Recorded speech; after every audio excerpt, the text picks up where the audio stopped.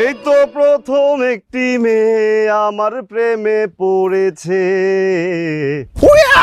পাগল করেছে, আমায় জাদু করেছে। শোনা, বুঝছস, অভিনয়টা হইতেছে একটা দগের বিষয়। কি হয়েছে তোর? হ্যাঁ, এমন করতেছিস কি লেগা? ওই আমার কি হইব? আমার কিছুই হয় নাই। আর আমার কি হয়েছে তুই এটা জানোস না? না, তুই তো ঠিকঠাকই আসছিলি। কি সুন্দর আমার দিকে চায় চায় হাসতেছিলি, আমি তোর দিকে চায় চায় হাসতেছিলাম। হঠাৎ করে তুই আসলি, রিহার্সাল ফালাই বলে চলে আসলি। ঘটনাটা কি? কেউ কিছু কইছে তোরে? আমারে কে কি কইব? হ্যাঁ, আচ্ছা তুই আমার একটা কথা কো, তুই যদি আমারে পার্ট গাইতে নাই দেস, তুই যদি নিজেই পার্ট গাস, হ্যাঁ, তাহলে তুই আমার এখানে আনছস কি করতে? হ্যাঁ, তুই কি কইছিলি আমারে?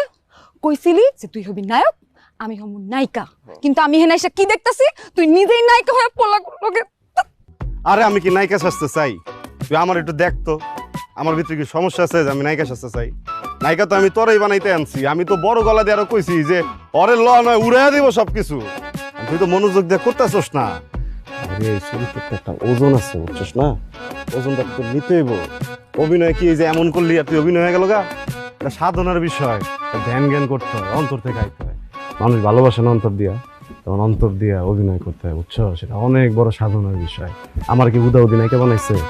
উদা অভিনয়কে বানাইছে? আমার চেহারা দেখছস তুই? কুমিরের মতো একটা চেহারা। আর তোর চেহারা দেখ, হুরপুরির মতো একটা চেহারা। একটা হুরপুরির মতো চেহারা বাদ দে, একটা কুমিরে যদি নায়িকা বানাই, এখানে আসলে কি হইতে পারে?